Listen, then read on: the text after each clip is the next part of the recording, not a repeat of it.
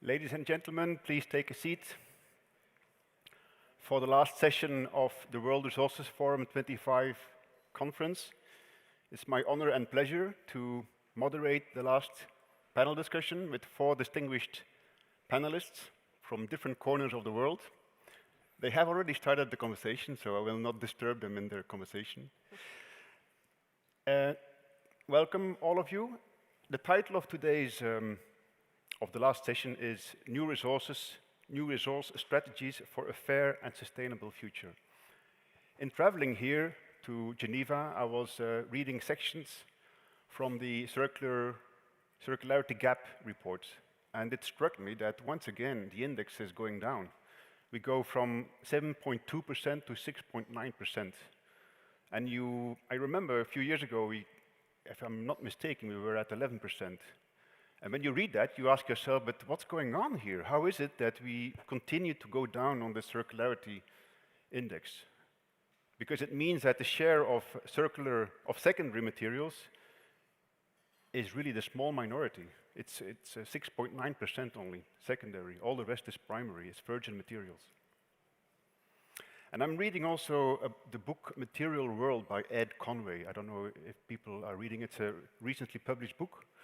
And Ed Conway zooms in on 6 materials: sand, salt, iron, copper, oil, and lithium. And you ask yourself the question, why only these 6 materials? Well, it's because he says without one or more of these materials, the fabric of civilization is in danger, or civilization as we know it now is not imaginable. So our way of life cannot be imagined without, for example, lithium, or without iron or copper or the others. And in the book, what struck me also, what resonated with me, was that he says that how is it that the COVID-19 pandemic took us by surprise? Because if you realize, if you know that our civilization depends on these 6 materials, why are we not more knowledgeable about the value chains and about the interaction of the different materials? And so it took us a long time to find boron, for example, for the COVID-19 vaccines. Many examples, and the whole value chain was disrupted, and it took us by surprise. And my good friend Pranchu Singhal yesterday over dinner, he told me that there is of one particular big corporation that in a tech brand that has no idea about the specifications of the components in the value chain. And that as well, I didn't know that. I mean, okay, an SME, a small and medium-sized enterprise, they don't know the value chain. That's not really as surprising. But a tech brand in the top 5 that does not know the technical specifications, for me that's quite stunning. So these are the issues that we will discuss today. In the WEEE Forum, by the way, my name is Pascal. I am the Director General of the WEEE Forum. WEEE stands for Waste, Electrical and Electronic Equipment, and my membership are 50 producer responsibility organizations. They are entities that collect electrical waste from households and businesses. And we have members all over the world, but mainly in Europe. And the WEEE Forum is involved in a number of projects. Let me introduce you to 2 of them. The first one is FutureAM, the future availability of critical raw materials in Europe, in the European Union. And we are looking into 6 different waste streams. So WEEE, batteries, vehicles, construction demolition waste. And so we are mapping the availability and the recoverability of materials. We are currently also constructing the Urban Mine platform. If you Google it, you will find it. And you can have access to the research we are conducting. And we are 6-7 months before the end of the project, in May 2026. And so we are making progress. The point I'm trying to make is that we are making progress. We are in the right direction, but still we are not there yet, despite all the different programs and policies and projects that are being run. Another project we are involved in is the DICE project, Digital Health in the Circular Economy. And I mention it because we have a gentleman in the panel that is experienced in the medical sector. And I mention it because circularity is not the same for all the different sectors. You cannot, so it's different from sector to sector. And for me, this project was really quite interesting because for the first time I realized that for certain sectors it's quite hard to introduce circularity because the medical sectors, it's very strongly bound by everything related to the depollution of materials and contamination, so products have to be decontaminated. So full circularity, or at least progress towards circularity in the medical sector is quite challenging, and Yves Bayon will tell us more about that. So, supply and demand, I think that's already insinuated on this whole thing. Certain materials, there will be such a huge boost in demand for materials like for lithium, 200%, that you wonder how are we going to match demand with supply. And yesterday at the seabed session, there was a lady from Chile who said, yes, but sorry, this is not sustainable. We also have to look at demand, not just how many critical raw materials do we need to sustain our life cycle, our way of life, but also how can we mitigate demand. And I think that was a fair point. So I wonder if people in the panel will have a view on this particular point. So to sum up, before I give the floor to the panelists, is that we will look at supply and demand, how is this going to work, the role of the United Nations, opportunities for the Global South, digital product passport, and the circularity for medical sector. So let me briefly introduce you to the four panelists. The lady in pink is Inga Petersen from the Global Batteries Alliance. She has got a lot of expertise in mining, has worked for the World Economic Forum and UN Environment, and also 15 years experience in natural resources management. But she will say a few words more in a minute. Dario Liguti, the gentleman, is a director in the United Nations Economic Commission for Europe, and he knows everything about United Nations framework classification for resources. Yves Bayon he speaks in his own name, but he works for Medtronic, a company in the medical sector, and he's a distinguished scientist. And last, but by no means least, Susanne Karcher. She was very much involved in the Sustainable Resources Initiative, if I got that right. And also she's a co-founder of the African Circular Economy Network. And she's very much involved in e-waste initiatives in South Africa. So, without further ado, let me ask the first question to Inga. Would you mind introducing us to the Global Batteries Alliance? Because it's a relatively new association. And why was this set up? What is your mission as an association? And what are the things you are currently working on? Excellent question. Thank you, Pascal. Yes, so I am here representing the Global Battery Alliance. We were founded as an initiative of the World Economic Forum in 2017, chiefly due to two reasons. So for those of you who remember what was the hot topics in 2016, it was not batteries. Batteries at the time was still pretty much a fringe industry. But our members, which constitute mining companies, OEMs, cell manufacturers, recyclers, predicted that demand side curve and this exponential growth that we were to see for the battery industry, really as one of the key enabling factors for the green transition targets as they relate to electrification of transport, so the EV batteries, but also stationary storage, integration with renewables, and electrification of the power sector. At the same time, there's also inevitable impacts associated with this raw material demand, with this growth of this essentially new industry, including impacts on human rights, child labor, environmental impacts. So the mission of the Alliance is really how do we scale the battery industry rapidly, exponentially, to meet our Paris Agreement targets, but do that with guardrails attached to it when it comes to environmental, social, and governance impacts along the value chain, from mining, manufacturing, through to recycling. And this brought together this coalition of stakeholders. In the beginning, we had 19 founding members, really representing the end-to-end battery value chain, but also partners like UNECE, the Ministry of Mines from the DRC, and other public stakeholders, the World Bank Group, the automotive OEMs, to say we commit to scaling a sustainable, circular, and responsible battery value chain by 2030. Thank you, Inga. So you are engaging with multiple types of stakeholders, but one thing you've been working on is the digital product passport. Is that correct? Yes. Why is that so important, the digital product passport, and what are you trying to achieve? So based on the mission that I've just outlined, the chief realization was that you can achieve none of it if you don't have transparency over these impacts. So you first need to be able to measure impacts in order to be able to manage them.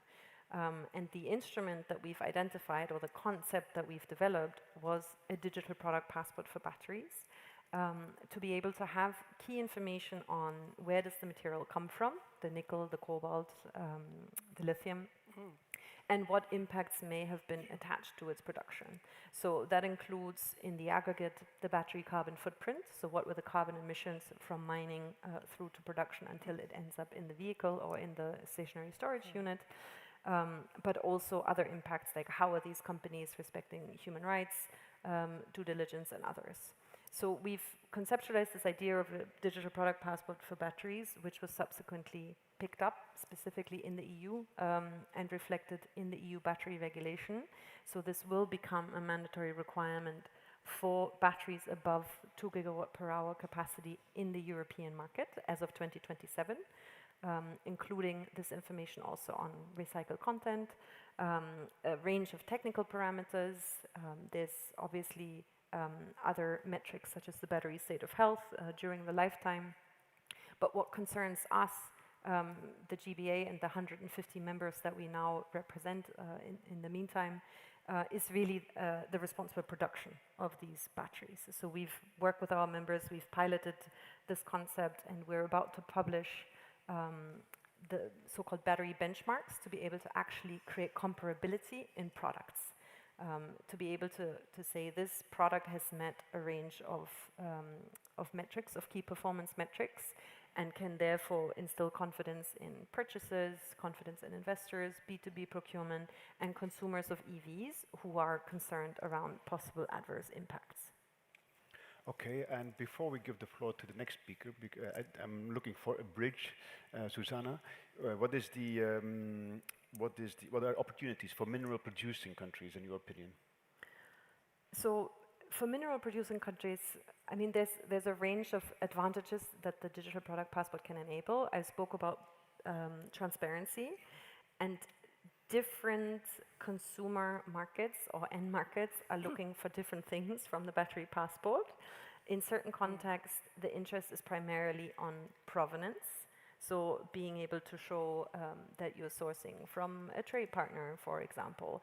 For others, sustainability metrics are more important, like the battery carbon footprint, and Susanne and I already spoke about how, for now, these metrics on what good sustainability performance entails are predominantly defined by the end markets, by the downstream, the automotive OEMs, by the EU, with a little less regard to what does good sustainability performance actually mean for mineral producing countries. Because then suddenly elements like what are the contributions to local economic development, are you having responsible engagement with SMEs or the artisanal mining sector, those are not featured in the downstream requirements, but they may be very important to the upstream.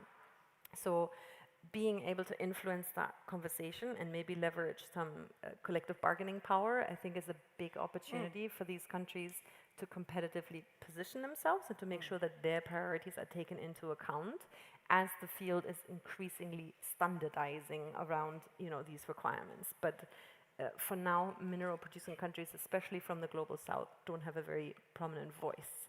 And of course, if they have the opportunity to produce low carbon footprint materials, it may help them to prove that and to position themselves competitively in this market where it will be, we're expecting there to be thresholds on the battery carbon footprint.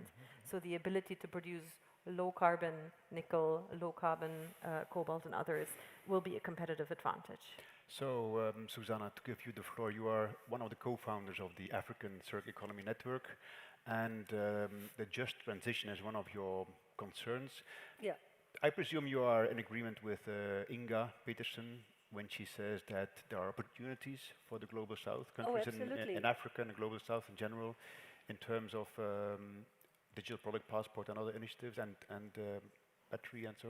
No, absolutely. I do agree entirely. I mean, this collective bargaining power is really central. And I think if you look at the history of Africa, it was very much like handing over the resources, okay? And one of the core reasons why ACEN was founded in 2016 was I was at the time at the World Resources Forum again. It was in Davos, and it was when the whole of Europe, the global north, very excitedly discussed, you know, the scope of the circular economy, the energy transition of Europe, and what it will bring. And I don't practice really as a chemical engineer, but I know enough that it takes a lot of raw materials and critical raw materials. And I went back and I thought, wow, if we don't get this right, we will just be steamrolled. I know this, being a German, we will just be steamrolled, you know, in Africa once more. Perhaps a little bit nicer, but the objective will still be to get the resources as quickly and as cheaply as possible. So that is why I found also like-minded people, and turns out a lot of them. We have now 500 members in 42 countries in Africa that also agree that we need to build our own agenda, that we don't come to the table as beggars, but that we actually are negotiators because we have what the global north wants. So collective bargaining power and really meeting on the eye level is really important to us. And that means also to critically relook at the existing trade agreements, because if you really look at how they are structured, each and every one is actually stacked against the global north, or against the global south, so to speak, yeah. And in the end, you are actually optimistic in terms of the chances to getting there, to introducing the just transition, or? I am starting to become more optimistic because people wake up to the collective bargaining power that we have. I think if we can overcome in Africa this situation, which is unfortunately real, that, you know, there's a small, narrow band of people in each of the countries that are creaming off and are rent-seeking and, you know, getting kind of nice handouts and handing over the resources. If we can really make the wealth that comes from those resource-rich countries trickle down to the people that live there, that would be amazing. And it's one of the reasons why, for example, GDP means for me nothing. In Africa, the gross domestic product tells me not the right story, you know. We need to actually start being more inventive and really evaluating what the impact is, which brings me to the just transition that I'm quite passionate about, and how do we measure if the transition is really just in the circular economy space. Thank you, Susanne. Dario, let me come to you. Inga mentioned the importance of transparency in the value chain, and that the digital product passport can be a means to improve the transparency. What are your thoughts on this? Because as United Nations Economic Commission for Europe, what do you do to promote or to foster transparency through digitalization? So yeah, thank you very much. And indeed, both Inga and Susanne mentioned, you know, the keywords around the work that we've been carrying on for decades. Actually, transparency is one, but it's just transition, value addition, sustainability, comparability. I heard from Inga as well. So the way we look at relieving pressure on resources, which is what you mentioned before and has been highlighted by many actors, is at different stages throughout the value chain. So the beginning, when you look at extraction, refining, and processing process, so what we're doing is we have elaborated the United Nations Framework Classification and the United Nations Resource Management System, which are two bodies of knowledge, if you want, that allow for sustainable resource management. One is a classification method, and the other one is instead, as it says, is a management system. And both are being globally implemented. UNECE, for example, is mandatory now, is in the EU Raw Materials Act. So is being implemented across the European Union because it's then used by European Union members, but as well in the relationships, in the commercial relation between the European Union and countries, producing countries, South Africa, all Southern African countries as well, is being used. And we are working as well with the African Mining Development Center in Tanzania to use this methodology. And why is it important? Because this methodology doesn't only look at the financial and the economic perspective of developing a resource or a deposit. It looks as well at the environmental and social issues. It is the unique approach throughout the resource management industry, which takes into account all of these issues at once.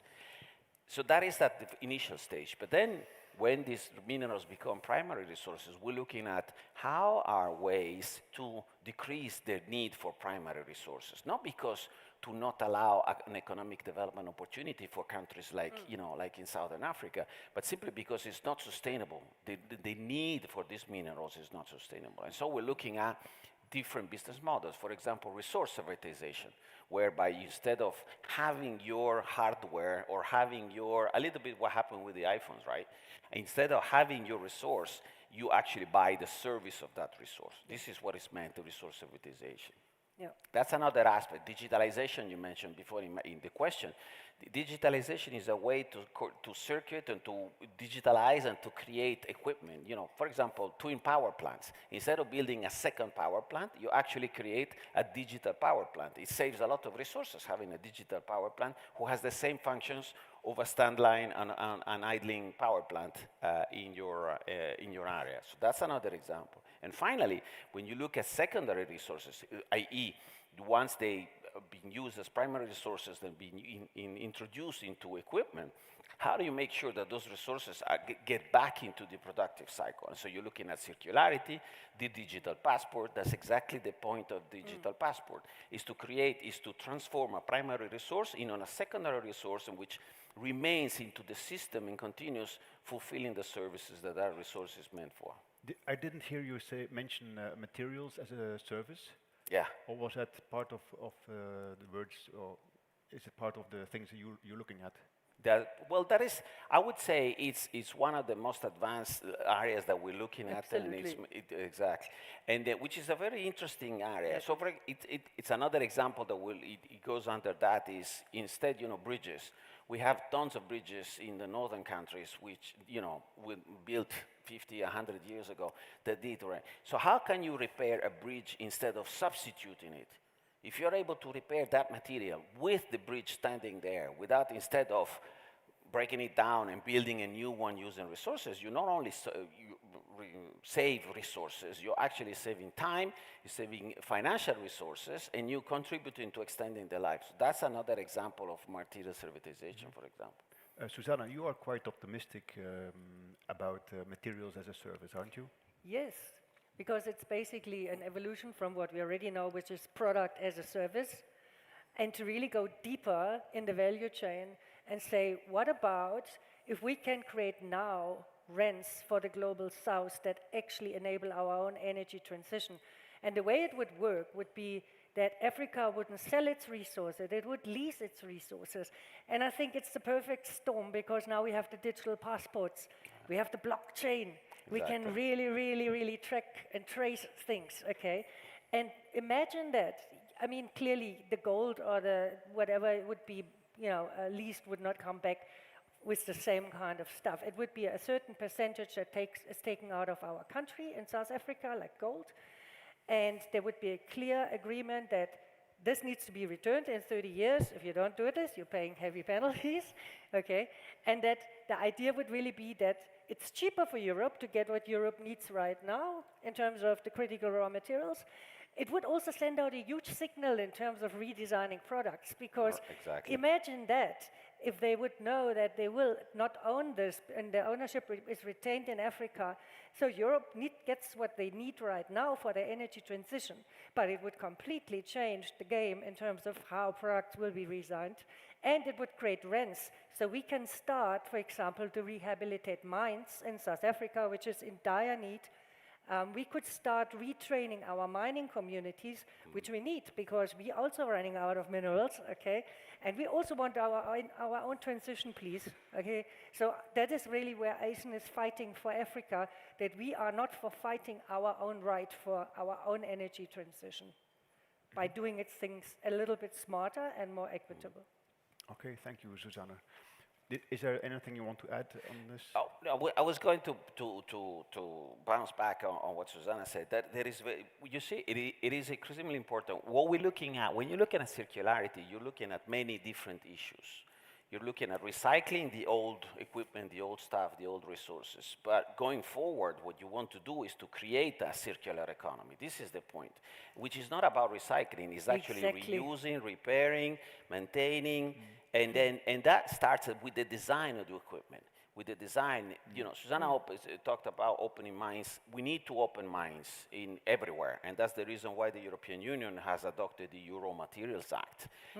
But those mines need to be opened in a sustainable way, looking already what you're going to do when those mines are not anymore producing. How are you going to close them sustainable? What's the future after that? We don't want to do the same errors that we did in the last energy transition, where we opened coal mines, and now we're paying the price of closing down coal mines and keeping them closed, and because they leak into the water resources, or you have methane emissions, you will pay forever on that, because when we opened them, this was not in the design of those mines, and that's exactly what we want to avoid going forward. Anything that goes into, and we need to mine, and I know this is, you know, a lot of stakeholders don't want to have mining operations, but it is necessary for the energy transition that we mine.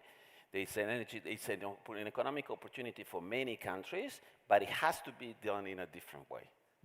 Did you want to say something about Yeah, just on this question of designing for circularity, this is one that has been front and center on our minds as well. So if we're taking this enabling infrastructure of the digital product passport, how do we actually incentivize that design for circularity? Because for batteries, it's especially interesting because they have such a high residual value when they come to the end of life. You have such a high concentration of materials, and you also have exceptionally high recovery rates. So some of the Chinese manufacturers, they're recovering up to 98% of the lithium, the cobalt from their batteries. And we've actually thought about how do we incentivize this. So in our certification scheme, we also have a chapter on circular design to say, you know, how do you actually, has this been designed with circularity in mind? Is it, you know, are you using adhesives, or are the materials screwed together? What is the ease of repair and disassembly of this product? Because even a few years ago, an EV battery would come to a recycler like a black box without information on the chemistry, on the materials contained within it, and then you can really only just put everything through the shredder and see what you can do with it afterwards. But if you have information on, you know, how does this need to be disassembled? What are the materials contained within it? What are any additional instructions? So that's where really I believe the digital product passport can be such a game changer, and there's still, and also a sort of lighthouse industry for others to follow. And I'm interested to then see how that links into electronics and, you know, some of the. Yeah. All right, thank you, Inga. So let us now move to the to one particular sector, which is the medical or the healthcare sector, because Inga mentioned as well the multiple things. And for example, how can we incentivize circular design? I was told that in the medical sector, an endo cutter, for example, that's more or less the same value as a tablet, you know, an iPad. And in many hospitals, they throw away an endo cutter after having been used once. And so you realize that there is a lot of waste in the medical sector. But how can you improve that? Because there's all these decontamination rules, health rules, and so on. Have you researched that, Yves? So the medtech industry is quite large by the products, you know, the manufacturers, the sales, and used by the ACEN or at home. If you have a blood pressure, you know, device, it can be used several times. It's not a single-use device, or any large medical imaging like CT, X-rays. It can be used, of course, several times. It can be, in the end, even refurbished. For example, Philips has some refurbishment initiative for the health end of life, you know, of such, you know, equipment. But if you go to the other hand, For example, for the digital products, embarking electronics in use in the operating room, then it is still most of the time a single-use device because of the risk of contamination.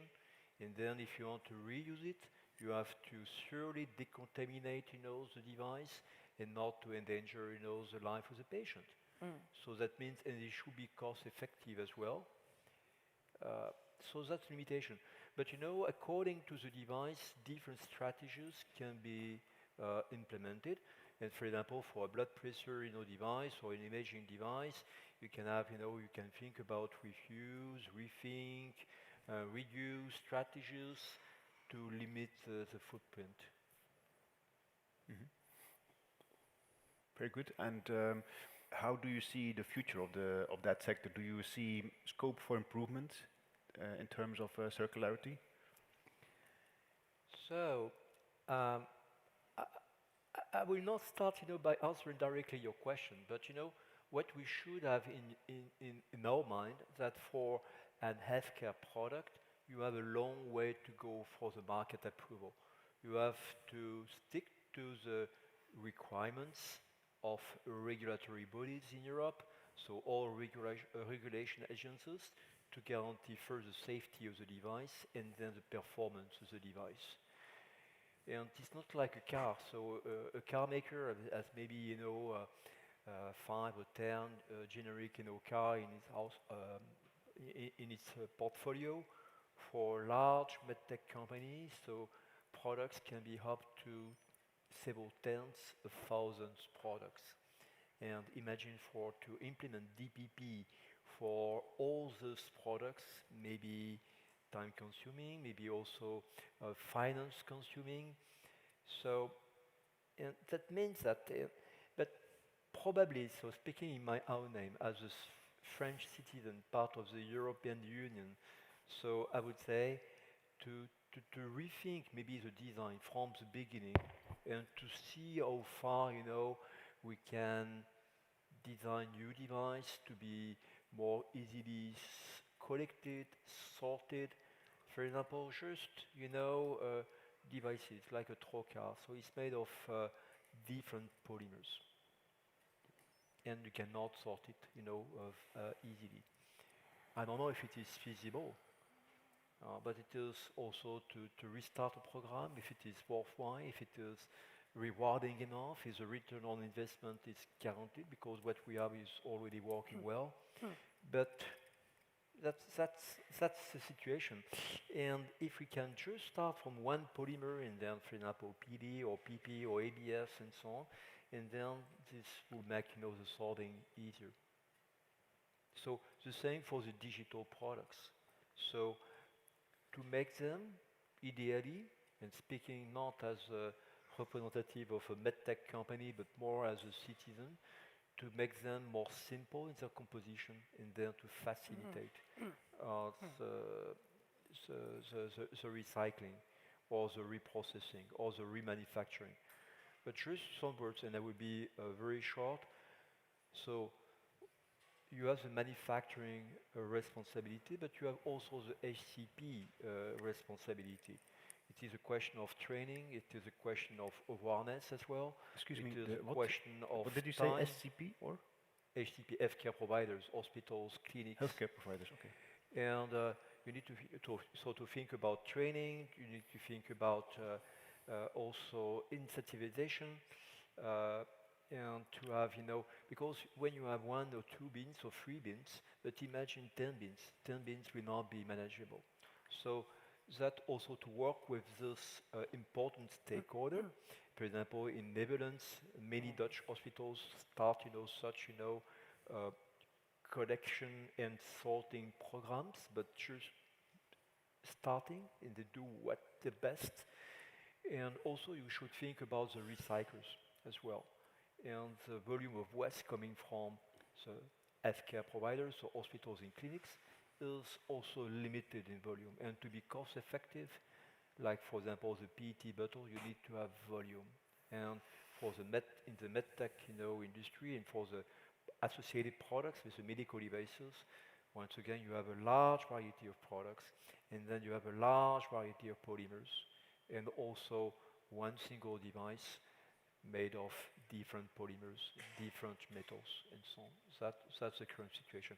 I am optimistic because now you have an arsenal of regulation which will be applied sooner or later to the healthcare industry. We are still have exemption, and this is, I would say, very welcome because we cannot change the healthcare industry from in one day, so it will take maybe a decade or more, but I'm rather optimistic for the future, but with some limitation, I'd say. Very good. Any questions from the panel to what has been said, or comments, observations? I think more than question, I probably have a different. We would talk about global south and global north, and I think when it comes to resource management, probably I would go away with the global south and global north. Because how do you define China, for example? Because China is the biggest refiner in a number of these critical minerals and producer, and is a big producer of rare earths. Is it part of the global north? Is it part of the global south? I would rather say you have primary, you have producing countries, you have refining and processing countries, and you have end-use countries. And that's where the transparency that we mentioned before is necessary. So you see at every stage of the product cycle where who's contributing to that. Why I'm saying that? Because the way we're looking at, we are supporting across the globe to the establishment of international, what we call them, International Center of Excellence on Sustainable Resource Management. So those are, and we, even though we are based, UNECE, we're based here in Geneva, and in our name there is Europe as the European Commission, we actually work across the globe, particularly on resource management, because it's a global issue. And because the European Union and Europe overall, not just European Union, because we cover North America and other countries as well. We're big, they're big importing countries of these minerals. And so what we're doing is within countries, so we have in Central Asia, in Latin America, in Africa, I mentioned before, we're supporting countries, but as well other stakeholders, private companies, local organizations, universities, academia, researchers, etc., adopt these methodologies, participate in this global value chain, bring transparency in their pieces of the value chain, support value addition, particularly in the producing countries, so that they get, part of the added value remains in the country, because this is an issue very close to other Southern African countries. They want to have that value addition in their countries. Exactly. And these centers, they are adapted to the local conditions, to what is needed there. For example, in the UK, which is a very old mining country. If you think that thousands of years ago they opened the first tin mine, more than 1,000 years ago. It's a very old mining country. Actually, very little mining going on in the UK right now. They are obviously concentrating on circularity, and then we mentioned technology metals, construction material, and then we're working with universities, resource servitization. This is where we are bringing forward the most advanced research in managing, in creating this circular economy there, and then exporting this knowledge outside for the world, to the other countries, everywhere. When we look instead at Central Asia is a major region, a major producing region of critical minerals, of fossil fuels, but critical minerals too. There we're looking at how can we extract those minerals in a sustainable fashion, respecting issues such as water, which is a very big issue in Central Asia, for example. And then how you can contribute with transport. Many countries in Central Asia are landlocked countries. On there, the transport issues are very important. The transparency issues around where these minerals go. I think that is the way we should be looking at it. We should not be antagonizing global north and global south, because it's much more complicated than just a simple division of the world in two, south and north. Value chains are interlinked. Countries have, at the same time, they're mineral producing in certain areas and others are processing. processing countries for other minerals. Every mineral is different, it's very complicated. There is no such a thing like, the mineral resources. And so I think we need to pay a little bit more attention at the language that we use and a bit more attention as well at the complexity of the issue. Because, the simplification of this issue is not gonna help. Inga, I think you can talk about the complexity of putting together the digital passport for one product, which is a battery, a lithium-based battery. It's an enormous, it's a very complex issue. We do have the technologies to do it. Absolutely, it's not a question about technologies. Let's be very clear about that. We do have all the technologies to do things right. What we need is the will. What we need is the acceptance by all the stakeholders to participate and contribute and be transparent about the process. And the will to stop externalizing the costs to Africa. Right. I think that's really important, because we are part of the value chain, but we are right at the bottom of the value chain. We are just handing over the non-refined materials with very little profit to be made. They're getting refined, as you said, in China. The stuff comes then back as e-waste. We're doing the dirty work again. Costs are externalized in terms of the environmental damages, in terms of people getting sick. And then the juicy stuff, which is all the valuables, we don't have end processing facilities. How convenient. Of course, we need to send it back to Europe. So I think what I would like to see in a more fairer, just transition in a global value chain is also that we find a bit higher level kind of benefits, and that we can start linking direct social and environmental minimum requirements, to our transactions, that we can say, hey, we in Africa, I've been to Ghana, it's unbelievable the skills that people have. They can literally bring a Windows 95 back to life, Why are we not honing into the fact that the people of Africa are highly capable of repairing and refurbishing? So how can we not position Africa a little bit higher in the value chain, that we can fulfill a much more needed role than just handing over new virgin resources? And I think the other debate that we don't have, which Europe doesn't like to have, is really where can we start talking about changing business models altogether? And also, yes, access over ownership is something we need to discuss.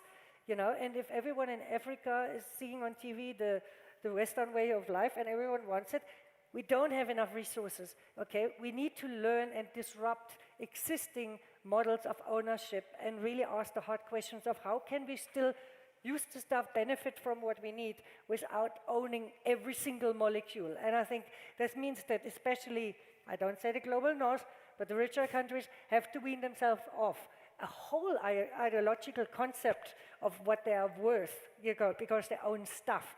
I think this is a bigger shift that needs to happen, it's almost philosophical, yeah.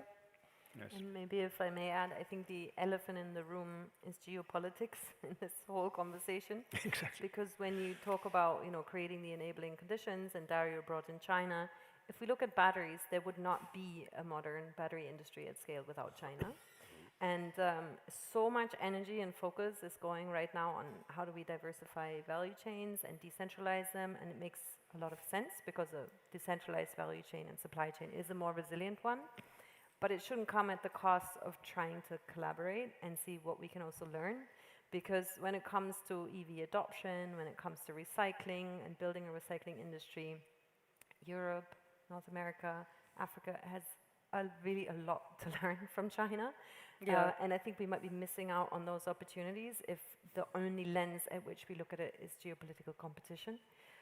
So we've got the great advantage of working hand in hand with many of the Chinese manufacturers, and that willingness that Dario is asking for, we've actually experienced that, including data sharing, including reporting, understanding capacity. So I'm not saying there's no issues with it, and I think especially in terms of, who gets to set the norms and ask the questions and how do we make that a more participatory process is a really important conversation to have to make that system work.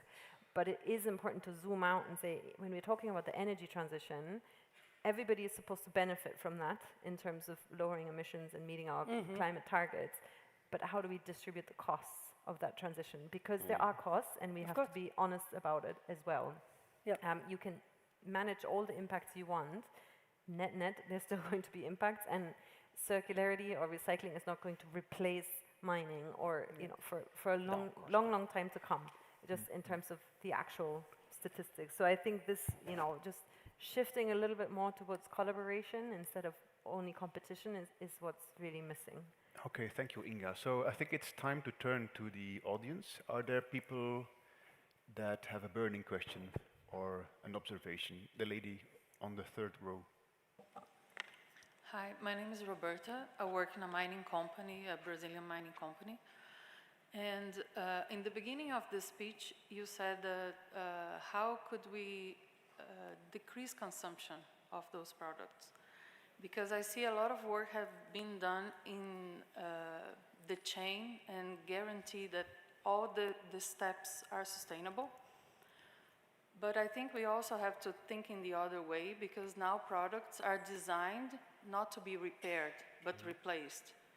So even in the same brand, sometimes the model changes and we cannot find spare parts anymore.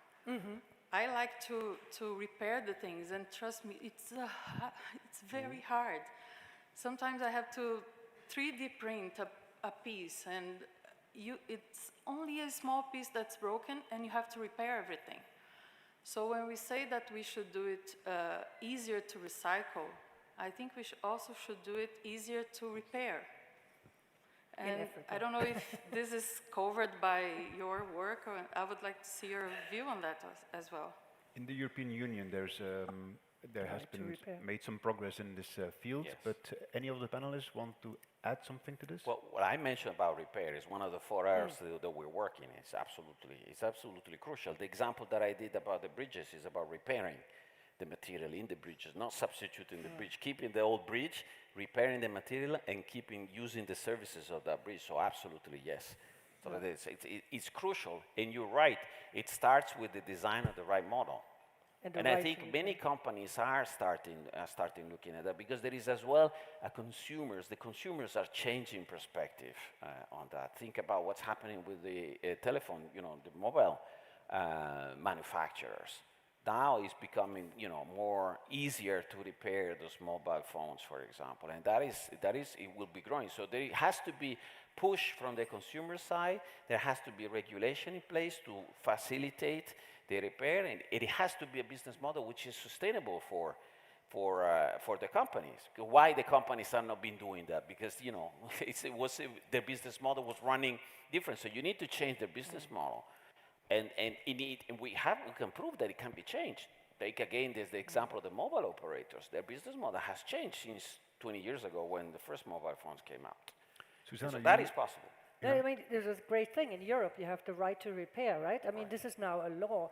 I don't know how much this boils down to Europeans really being keen to repair their own stuff, but in principle they can, because it sends out a message to the producers as well that this is not your IP, that you need to provide tear-down sheets and the equipment to be able to repair your own equipment. And I think there needs to be a much, much stronger emphasis, because recovering functionality over materials has a much higher value retention in a circular economy space. So yeah, I do agree with you.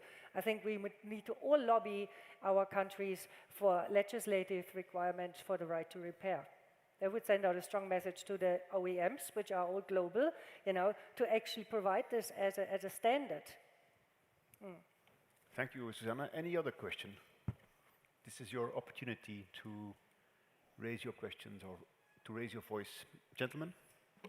Yeah, so my name is Andrea Rosso. I have a question that is related to geopolitics mostly, because as you said, it's the elephant in the room. So my question is a bit maybe naive, but I'm wondering, how can we expect countries that has there are competitors, let's say US and China, to share their know-how to make certain technologies available for developing countries, when these developing countries decide to bound their economies in a way or another to one of the two competitors. So there's I don't know, a lack of trust probably. So how can is it possible to expect something like that? Thank you. Anyone wants to respond to this question? It's technology. It is clear that technology is one of the competitive arenas whereby our life and in countries and companies within countries, they compete. And then certainly the issue that you raise is a crucial one. What we do is what in the mention that the example that I did is the International Center of Excellence. We establish them and we do a network of them to facilitate knowledge transfer, including technology know-how transfer, not just you know soft knowledge, including technology know-how. I think it's sharing technology creates as well opportunities in other places to create.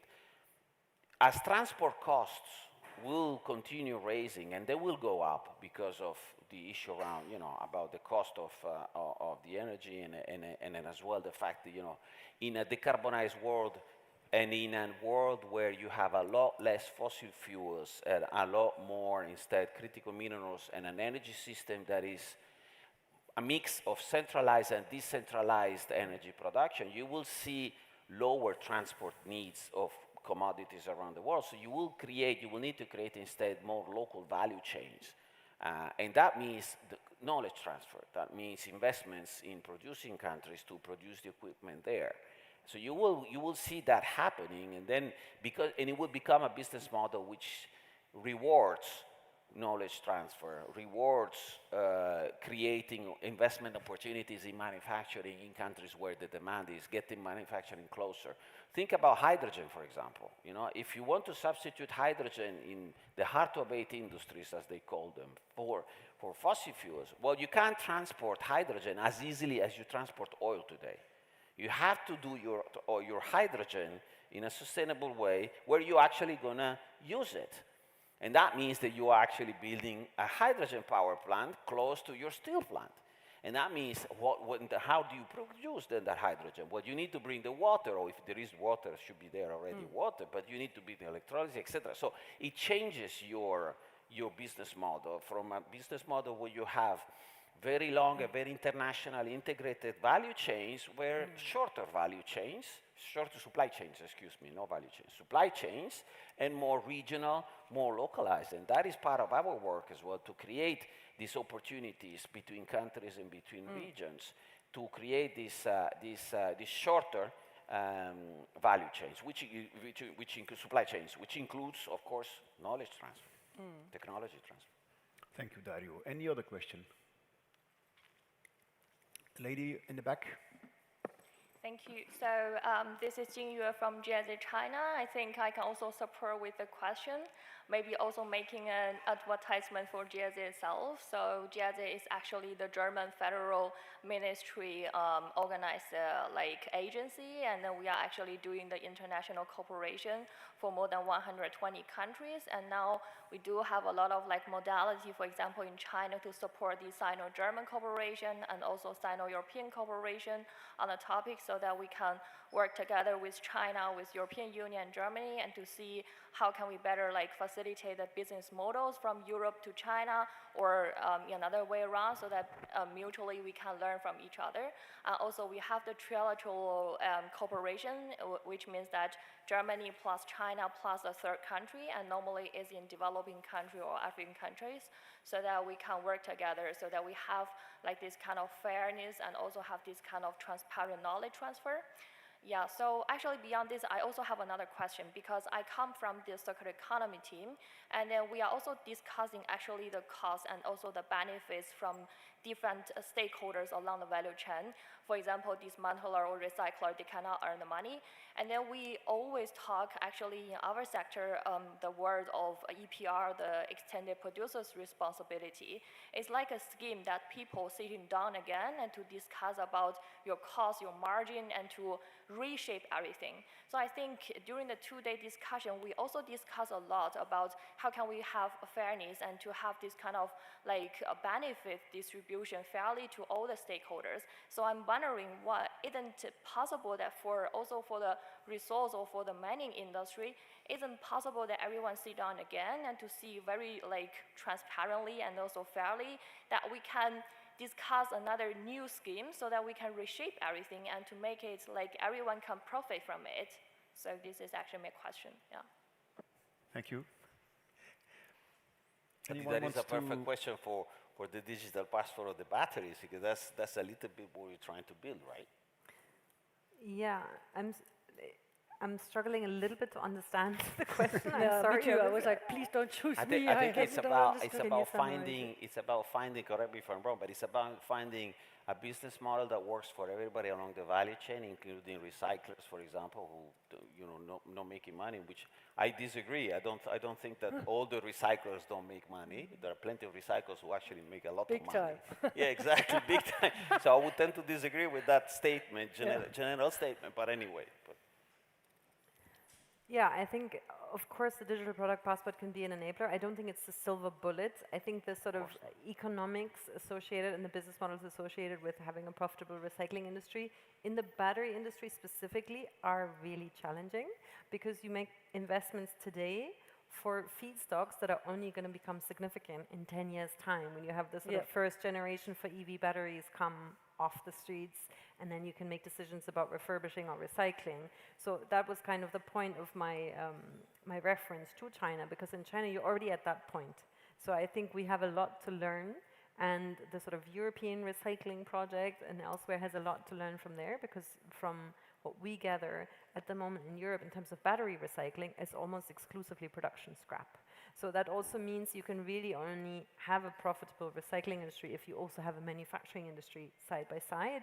So for countries like South Africa, unless there is, you know, significant manufacturing, it's very, very difficult to then also build up, you know, how do we become a producer of black mass, for example. So I'm not sure I can give you a perfect answer. I think having more information on the materials, where they're situated in the market, you know, to be able to have those data points and that visibility on material recovery. I think from what we're learning from some of the Chinese cell manufacturers, their take back of some of those EV batteries is lower than expected. So they're also having difficulty, you know, getting those back. And I think that does have to be regulated and governed with the sort of EPR type regulation. But there's so many angles to this question, so I'm afraid I'm not going to be able to give a perfect answer. I think it very much depends on the product and the technology. Exactly. Because, for example, take the platinum That's industry. different. That is being for years super highly integrated, and there is a very high level of recycling of platinum because of the way it is used in the car exhaust, the way they are designed, where the business, the whole supply chain is set up. That works perfectly well, and everybody makes money, and it works very well, and it's been working there for years. But that's because the specific use of platinum in that industry allows that to do. And you're very right. I mean, that's not true across every technology. So every use of the critical minerals, and that's the reason why we should be careful when talking about minerals, because they're very different. You know, you mentioned sand, salt, copper, lithium. They're all totally different. They're used in different ways. Supply chains are totally different, et cetera, et cetera. So everybody needs to find the right way to get things organized. But it is possible, because other industries are showing that it's possible. Yeah. Okay. That is why ACEN is part of an international think tank where we really try to push for a pilot project to find a pilot for mass, where we have a very simple value chain, where we know we have an overseeable amount of stakeholders in that value chain, and where we can see how would it have to be structured exactly that there would be a business model where there is something in for everyone. You know, as we actually explore this use of fruit principle, which is what it's called, you know, to basically sell you the use but not the ownership. And to see how could that be perhaps a future model, a future business model that would be so much more sustainable, more just and more equitable for everyone, you know, from where it's coming from to where it ends and coming back again as a secondary material. So yeah, I think time is ripe. We know that the materials that lend themselves mostly to mass would be obviously some with an intrinsic value. So platinum would be a good candidate. We looked at catalysts, for example. Could we do something, a pilot with a catalyst converting manufacturer, you know, and check it out there. So I think it would be great. If you have any ideas, please come to me later and suggest a pilot project on mass. Okay, Maybe can I just make one final point on the batteries, which has just come to me. I think also, speaking to your as a service conversation, battery swapping has a huge role here as well. Because if you move from ownership to battery swapping, where essentially instead of charging your battery, you just swap it against a different one, it's much easier to take end-of-life batteries out of the system because you have these centralized points, and it's almost guaranteed collection. So I think it's also around how do we actually use this new mobility and this new decentralized energy storage. So that was just the final point I wanted to make, which you triggered. Thank you, Susanne. Sure. Thank you. Very nice addition. Yves, is there anything you wanted to add to the conversation? No, so I would say interesting debates. So I would say so we do what we can do, but it is still a long way to go.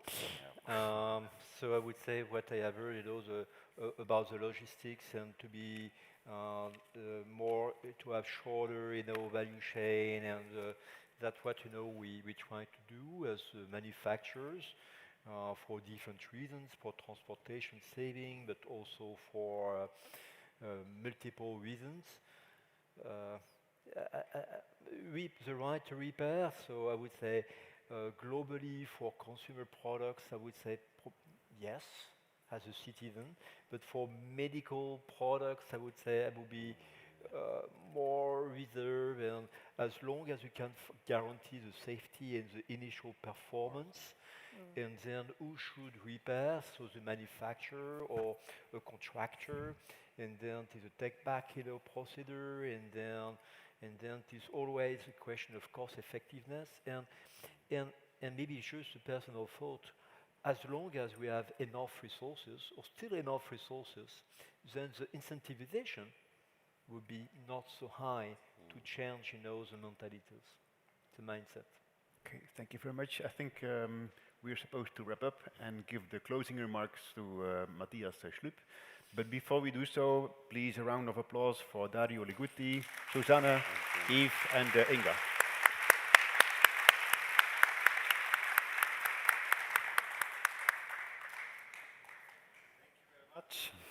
Thank you very much, Pascal, for moderating the session. So we're actually getting to the closing, so you can kindly have a seat and also participate in the closing. Yeah, they got on fire with your last questions, didn't they? So, but before I say closing, please also note that while I'm opening the closing, we're actually not closing because the next 2 days we have some online meetings.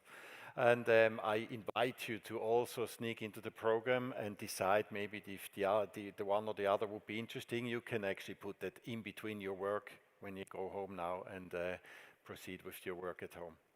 So I was thinking I should come up with 3 of my highlights of these 2 days, but I was busy, I was running around and organizing, I was tired, and actually I'm probably not the one who can give you the highlights, so I thought maybe you should give me the highlights, but I also understand you're tired and you want to go home, so I thought of an incentive to get 3 votes, but you only have 3 votes.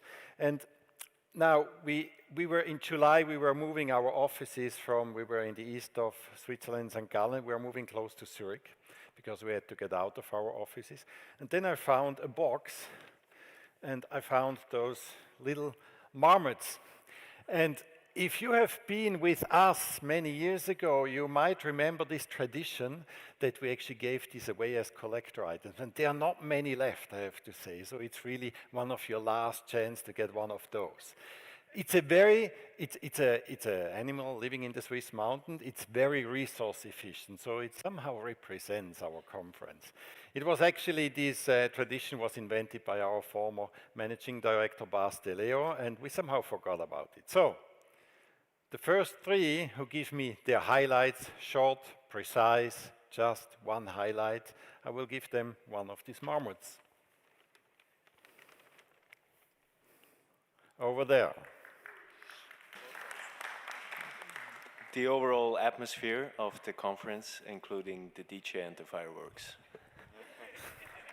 Yeah. Over there. I loved meeting colleagues from Ghana, from all over, and you could see the family that we have built over many years. It also helps for continuity and for also keeping track of our progress. Please give me one for my partner. Okay, last one, a small one. We need some gender balance in the last votes. Gender balance? Over there.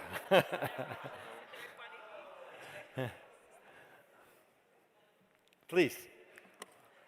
I am very, very happy for share with you this conference, this forum. I am Peru. Congratulations. Thank you very much.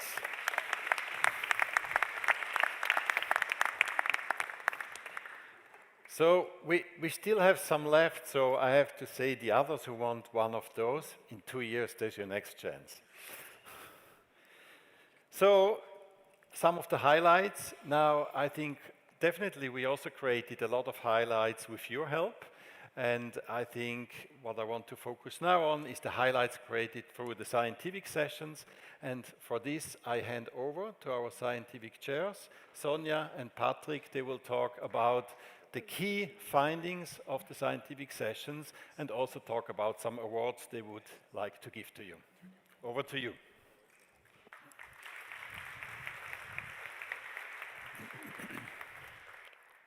Good, I thought.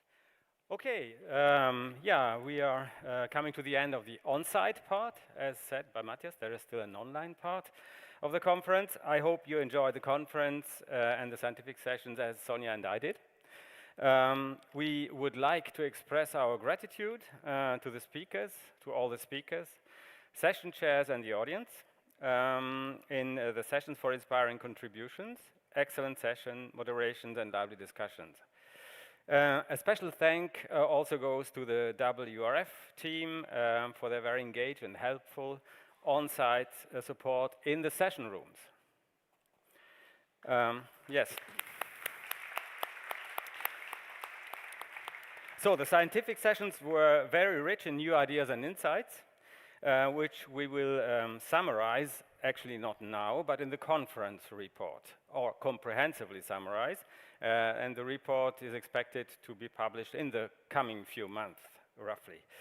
In this closing session, we only will be able to provide you with a short sneak peek into the main insights and messages conveyed over the course of our 16 scientific sessions, quite a lot. We were also not able to join every scientific session, you know, also because they took place in parallel. We will do this with 2 slides along the 3 resource hotspots, extractive sector, you know them, built environment and consumer and industrial goods. And Sonja will begin with the first slide. Thank you, Patrick. And to go to the topic, two big topics that were presented along the scientific sessions, and it was hard also to summarize in these 2 slides. One of them goes for the extractive sector, as you may have seen in a number of scientific sessions.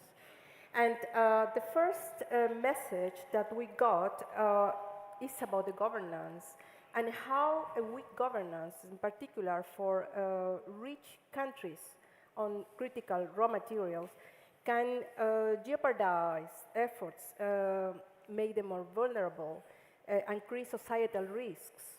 And on the other hand, robust democracies, freedom of press, for example, can improve the situation, as well as improve technologies, dialogue, two-way dialogue, communication, and this all can foster transparency, better working conditions, and social acceptance. This is one key message. The other one was about the transition to net zero that was mentioned in a number of presentations where it was emphasized on cleaner technologies that are needed, that which will surely reduce the CO2 emissions.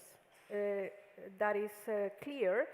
But we also have to acknowledge that in the short term, there will be an increase of impacts. There are many models that say that, and in particular on fresh water. So cleaner technologies, better ones are needed. Also, the artisanal and small-scale mining activities was emphasized, was highlighted, and in the role of these activities in vulnerable communities is recognized, acknowledged, for providing livelihoods for the supply chains as well. However, this needs support, external support, for improving, in particular, their working conditions. The International Seabed Authority that manages deep-sea mining activities is asked to strengthen its focus and on more sustainable activities, moving beyond the resource extraction itself and only on that, and focusing on, for example, more integrated approaches that consider sustainable goals, international sustainable goals, aspects related to improved health and safety conditions, human rights, etc. And at last, on the extractive sector, the community engagement or community aspects are extremely important. We talk many times about stakeholders, and for this, a more integrated approach, we talk about inclusive, systemic approaches are needed so that we can better understand and engage them. But also, it was discussed the co-creation of knowledge and the local empowerment. With this, I give the floor to Patrick for the next messages. Yeah, this is about basically, the built environment and consumer and industrial goods, and obviously it's very much about circularity. So the first point, which has been addressed in especially the sessions on measurement, actually, is that circular indicators need to be product-specific, account for material properties also, align with policy, business, and consumer needs, and use harmonized nomenclature systems for effective data management.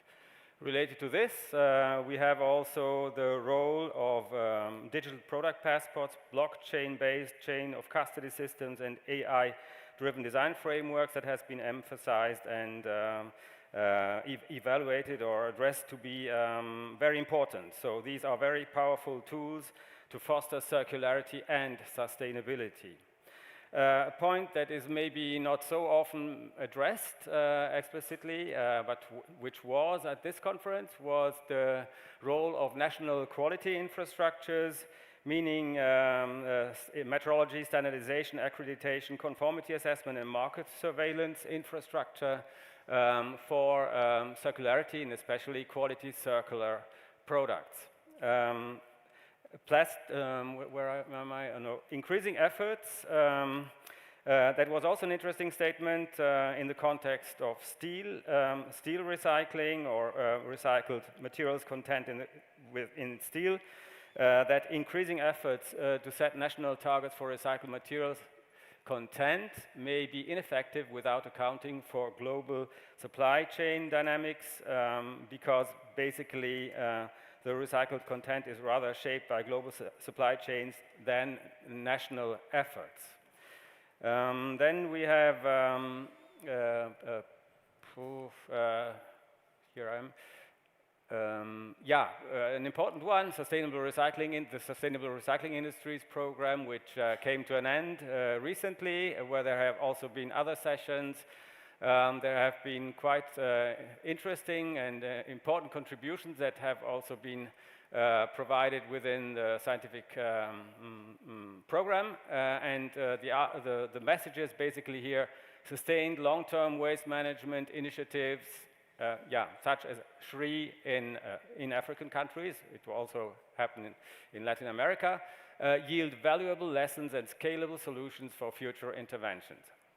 And the last one is that comprehensive frameworks and integrated assessment studies to fill knowledge gaps and promoting safer and more sustainable practices in plastics recycling are underway. The latter, especially also the safer practices, is very important. In one presentation, a framework to address chemicals in plastics and their beneficial but also potentially harmful role, which also could limit the potential, the circularity potential of this kind of materials. That was it for a sneak peek into what you provided, what you contributed. Thanks a lot again for your contributions, and we are coming to the awards. Yes, and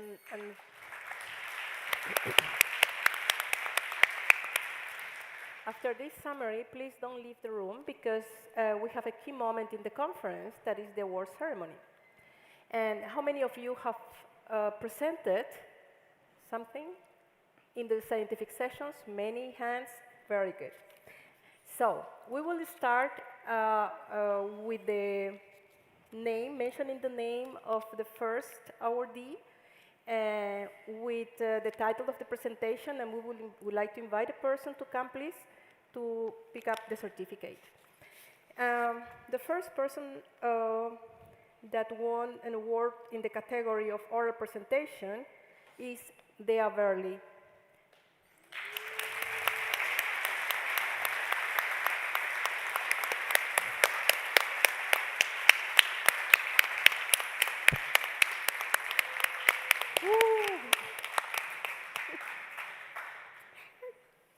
Thanks. Is it okay? Okay, then I continue, huh? Yeah, and the second award goes to, and it's two persons actually. It's Paul Vanegas and Sebastian Martinez.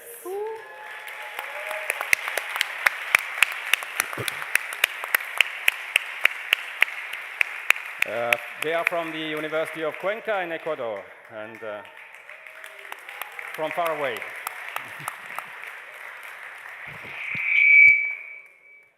Yes, I give it when you are here, both, because there's one certificate for both. Yes, congratulations. Congratulations.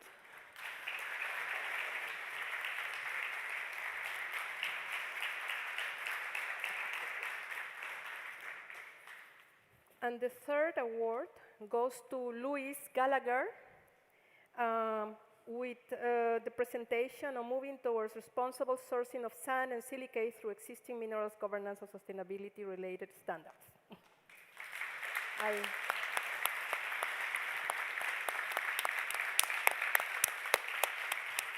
If not, we will send a certificate home.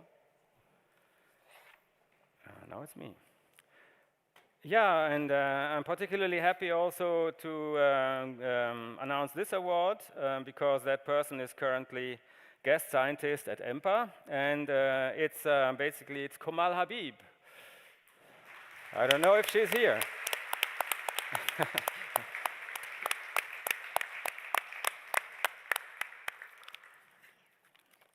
Yeah, what is that?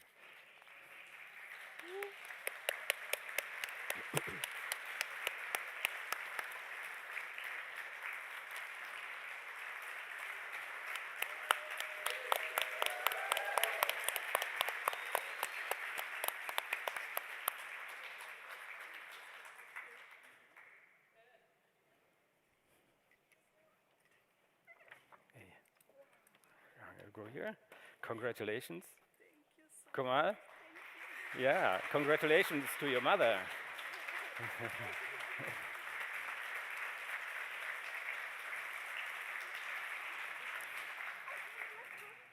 So we had really a procedure which was safe and independent, just to say. We did not decide in the end. It was the voters, 50% the audience, and 50% the scientific session chairs. Okay, and the last one in the category oral presentation is Nuria Boix or Bois Rodriguez with the presentation Eco-Scoring Framework for Sustainable Product Design.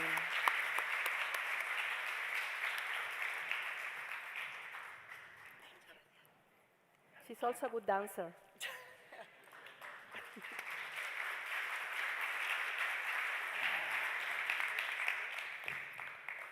Okay, we're coming now to the poster award. There is one that has been awarded, and the poster goes to a project about polycentric governance for river sand mining in Makueni County in Kenya. And the authors of the poster are Yusuf Halinishi, Christopher Hackney, Andy Large, and Oliver Hensengert from Newcastle University and Northumbria University.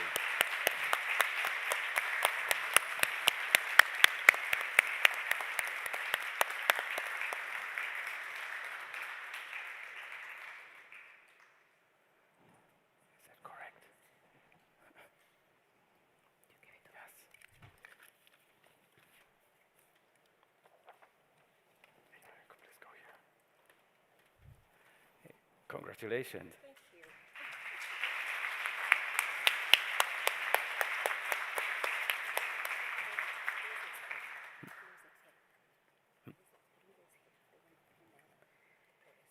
Okay, with this, I think they point out to a co-author person, right? Sorry? Yeah, I was told that Luisa is here. Ah, Luis Gallagher. So please, Luis. Thank you.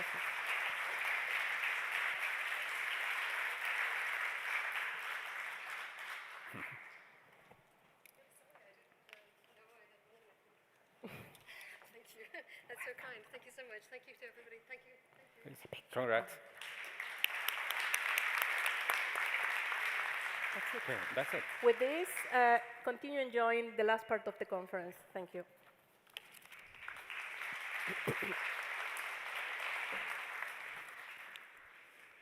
Thank you very much. I think that's always a little bit underrated when people tell us we are just debating problems, but join the scientific sessions because all these people are working on solutions. I saw that by the titles. So now we're coming to some policy remarks before then we go to the last presentation of today of our President Bruno Oberle. There will be a pre-recorded policy remark given by Mauricio Cabrera Leal. He's Vice Minister of Environmental Policies and Regulations of the Colombian Ministry of the Environment and Sustainable Development. He wanted to be here, couldn't in the end, but still wanted to give us this policy remark. Please, technicians.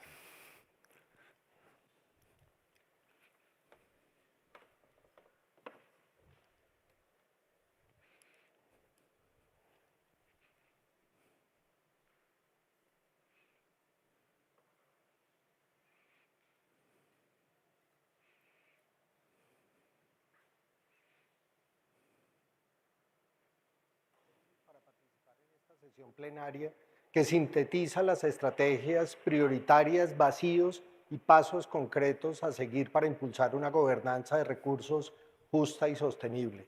En este contexto, quiero llamar su atención con algunos elementos relevantes para la gobernanza de minerales y metales y la próxima sesión de la Asamblea de las Naciones Unidas del Medio Ambiente en diciembre en Nairobi. La minería y los metales son esenciales para muchas economías nacionales, ya que generan empleo y contribuyen significativamente al Producto Interno Bruto. Las tendencias globales y las transiciones hacia la movilidad eléctrica y las energías renovables están impulsando una mayor demanda de minerales y metales, con más de 11.000 millones de toneladas de minerales metálicos y 53.000 millones de toneladas de minerales no metálicos. La minería tiene impactos ambientales significativos a lo largo del ciclo de vida de minerales y metales. A nivel mundial, es responsable de alrededor del 4 al 7% de las emisiones de gases de efecto invernadero. También libera contaminantes al aire, suelo y agua. La extracción y procesamiento de biomasa representan el 90% de la pérdida de biodiversidad relacionada con el suelo y el estrés hídrico. Estos impactos subrayan la necesidad de salvaguardas ambientales sólidas, prácticas mineras sostenibles y compradores responsables. La creciente demanda global y los precios elevados de minerales y metales críticos está aumentando la expansión de operaciones mineras no reguladas en todo el mundo, a menudo en ausencia de medidas efectivas para prevenir, mitigar o compensar su impacto ambiental. Los productos resultantes se venden a nivel nacional e internacional refinados e integrados en cadenas de suministro de procesos sin la debida diligencia. Esa falta de supervisión genera degradación ambiental, explotación y daño social generalizado. Si bien se han realizado varios esfuerzos para gestionar estos aspectos ambientales de la minería a través de guías e iniciativas voluntarias, los enfoques no han sido suficientes y tienen limitaciones, por lo que se resalta la necesidad de mejorar las políticas y regulaciones. A pesar de la importancia global, hoy no existe un instrumento global que aborde la gestión ambiental sostenible de minerales y metales a lo largo del ciclo de vida, y solo hay algunos instrumentos legales internacionales que abordan parcialmente la gobernanza. Basándonos en el progreso logrado a través de las resoluciones previas de Naciones Unidas sobre minerales y metales, así como esfuerzos desarrollados a través de varias organizaciones e iniciativas internacionales, Colombia plantea una estrategia global para fortalecer la gobernanza ambiental de minerales y metales y reducir sus impactos ambientales con 3 componentes principales. Posicionar el tema a nivel internacional. Estamos posicionando la sostenibilidad ambiental de los minerales y metales en las principales agendas internacionales, como las del sistema multilateral, del Programa de Naciones Unidas sobre Medio Ambiente, la Declaración Ministerial y organizaciones internacionales y grupos de expertos. Estamos promoviendo también la adopción de nuevos protocolos en el marco de UNTOC para la delincuencia organizada, para mejorar la cooperación internacional y la aplicación de la ley frente a delitos ambientales a través de la Organización del Tratado de Cooperación Amazónica. Por otra parte, la alineación con otras iniciativas. Estamos coordinando esfuerzos globales como las recomendaciones del panel del Secretario General de Naciones Unidas sobre minerales críticos para la transición energética. Y estamos además impulsando una regulación vinculante, trabajando en la presentación de una resolución en UNEA 7 hacia el establecimiento de un instrumento internacional vinculante para mejorar la gestión ambiental sostenible de minerales que fortalezca los procesos de debida diligencia, incluyendo trazabilidad, transparencia y rendición de cuentas a lo largo de todo el ciclo de vida para reducir los impactos. Los esfuerzos internacionales para abordar el cambio climático, la seguridad energética, la reducción del cambio climático, la reducción de pobreza y desarrollo sostenible deben abordar el papel de los minerales, como se señala en las recomendaciones del informe del panel del Secretario de Naciones Unidas. Colombia subraya la necesidad urgente de una acción global coordinada para el manejo ambiental de los minerales y metales y reducir los impactos provenientes de las explotaciones y de la comercialización, y una gestión responsable mediante marcos jurídicos internacionales. Gracias a todos por la atención y que tengan un provechoso día.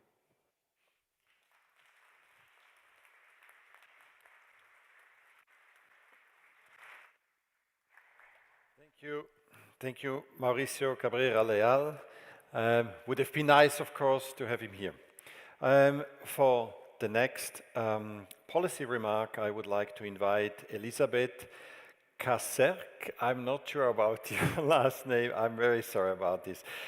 She's a policy officer at OVAM. This is the Public Waste Agency of Flanders, Belgium.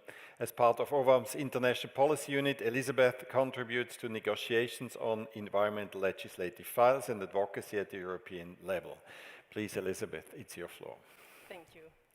And it's Kazarek, so you are close. So as I work for an agency of an EU member state, I will start by looking inward at the EU. So simply put, the EU's per capita material footprint is substantially higher than the global average. And we are over-consuming, which is causing the EU not to live within planetary boundaries. Now, this has already been mentioned before, but we cannot stress these interlinkages enough, as half of total greenhouse gas emissions and more than 90% of biodiversity loss and water stress come from resource extraction and processing. It is clear that reducing our material resource consumption would eventually also contribute to tackling the triple planetary crisis of climate change, biodiversity loss, and pollution. Now, in 2020, the EU adopted its second Circular Economy Action Plan with the objective to change that. So one of the objectives was actually to lower consumption so that it would fit within planetary boundaries. Now, that Circular Economy Action Plan established 35 key actions, and the vast majority of these key actions, they focus on cleaner, longer, leaner.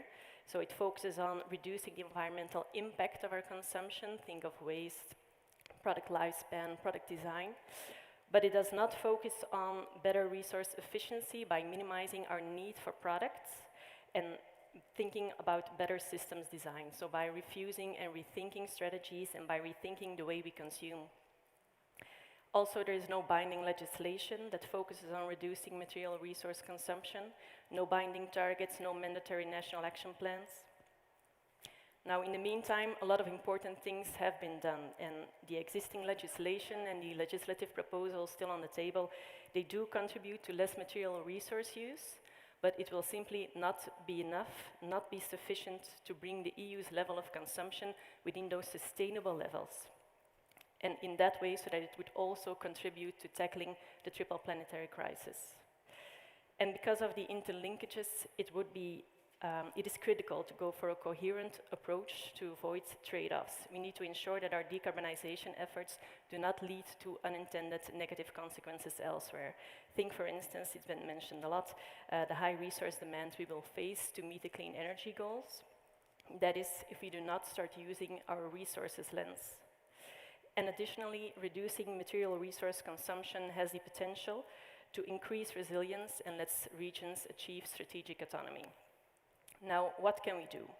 OVAM commissioned a study to Tulip Consulting, and it's called The Missing Piece of the EU Green Deal, the Case for an EU Resources Law. And the study examines the question by making the parallel with the climate law, and also by reflecting on opportunities and challenges faced by EU member states.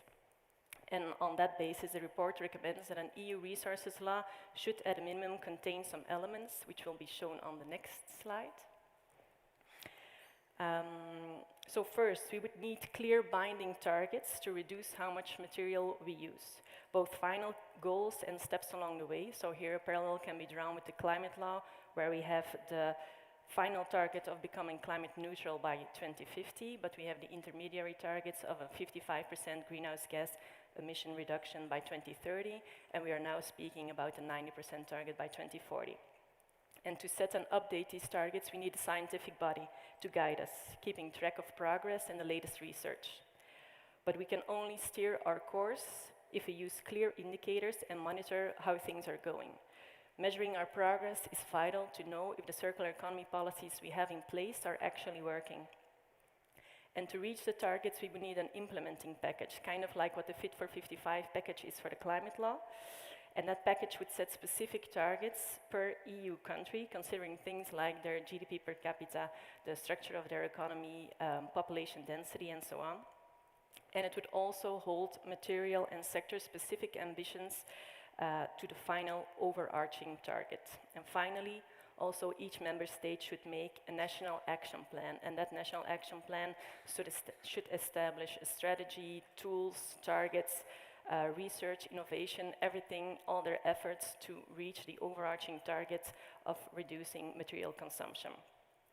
And important to make those interlinkages that exist visible, these plans should also report on how their efforts would contribute to minimizing or cut the greenhouse gas emissions by 2030, by 2040, and so on.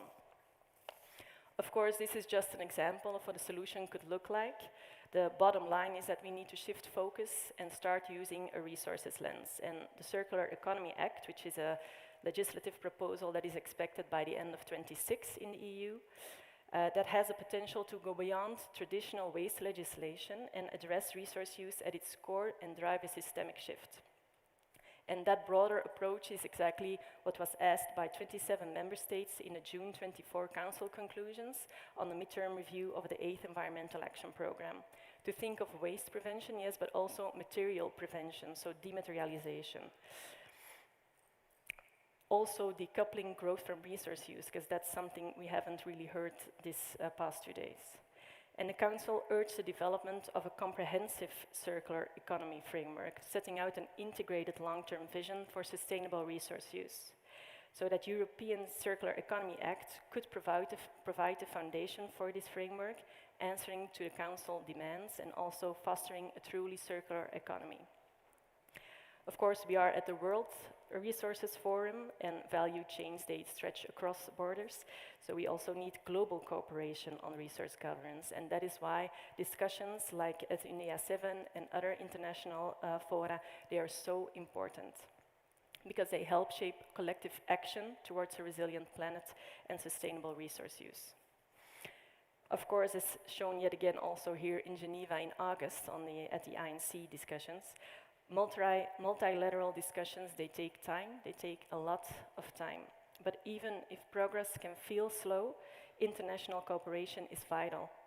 The co-chairs of the International Resource Panel, they issued a call to action, and in this call to action, they invite international organizations to become proactive stewards of sustainable resource use.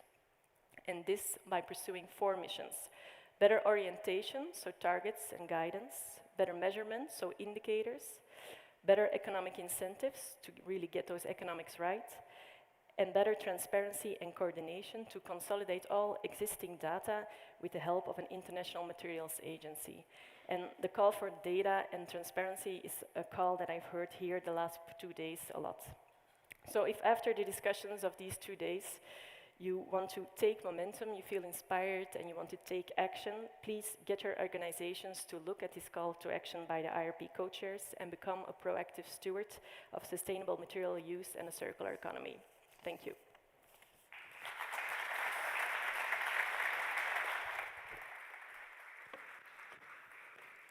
Thank you very much, Elisabeth, and my apologies for your last name. Now, I heard a lot of keywords, which I think reflect very well on these 2 days, and also I think on previous editions of the World Resources Forum. Now, before I hand over to my president, Bruno Oberle, I would like to thank everybody for these 2 inspiring days. I would like to thank our partners, the speakers, and all participants from our side, and also our board. And with this, I give over to the president of our board, Bruno Oberle, for his closing speech. Thank you.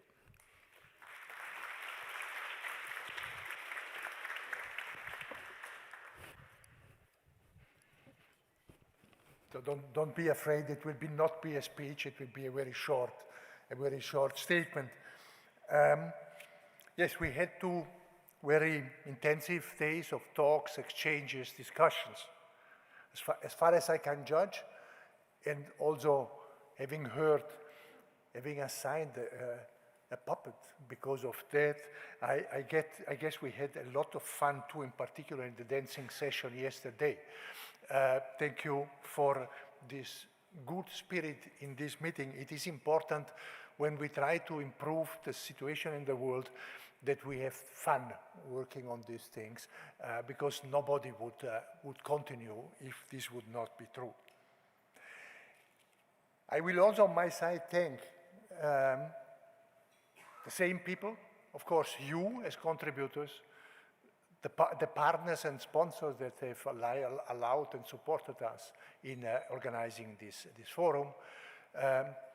But I would like to especially extend my biggest thanks to the team of the World Resources Forum. They have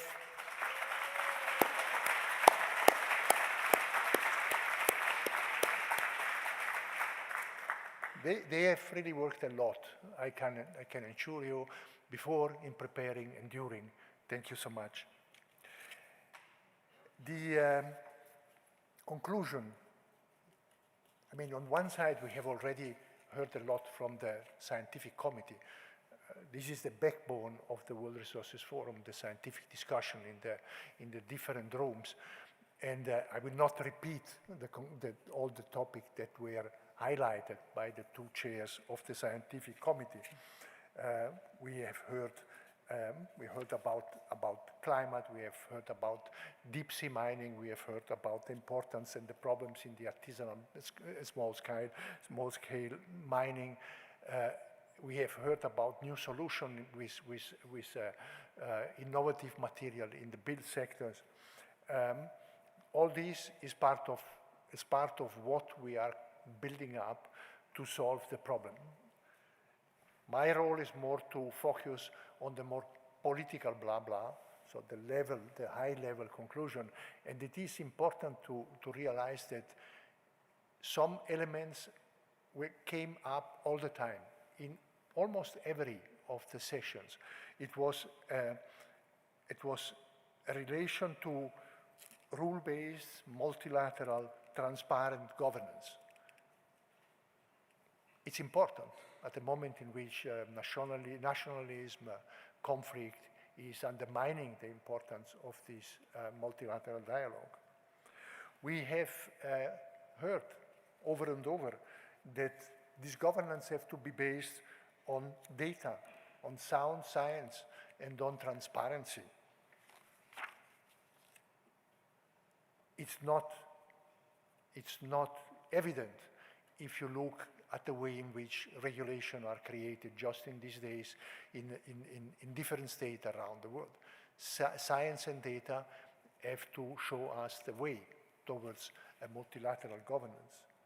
And we have to repeat here again that sustainability, benefit sharing, supply security are not opposed to each other. We can achieve all of these objectives only if we target the three at the same time. Only if we give to every stakeholder groups that is behind these objectives, host country, users, and planet, what they need and deserve. And it is reassuring that these messages are aligned and flows into global processes, global and regional processes that are going in the same direction. I repeat the panel at the UN level launched by the Secretary General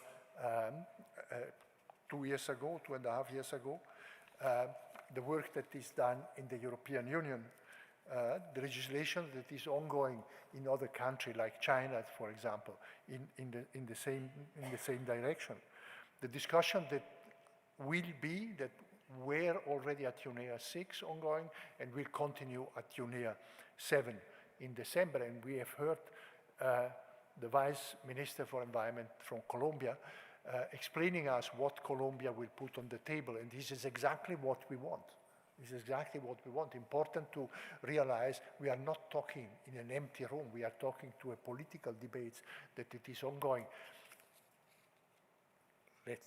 Let's clearly say it will be very hard to realize what the Colombian government wants. But it is important that it is on the table, because it will come back on the table over and over again until this objective will be achieved. The World Resources Forum is a platform, but it's also an actor. We host diverse voices, diverse perspectives. Sometimes we share them, sometimes we share them less, but we have something very clear in mind. Dialogue is the only pathway to solution. Only if we exchange and discuss, we will get there. Thank you for this commitment and contribution in Geneva. Together, we can ensure that we can contribute that resources strategy deliver not only security, but also sustainability, fairness, and resilience for all. Remembering that the forum will continue online, I declare this part of the forum closed. Thank you very much.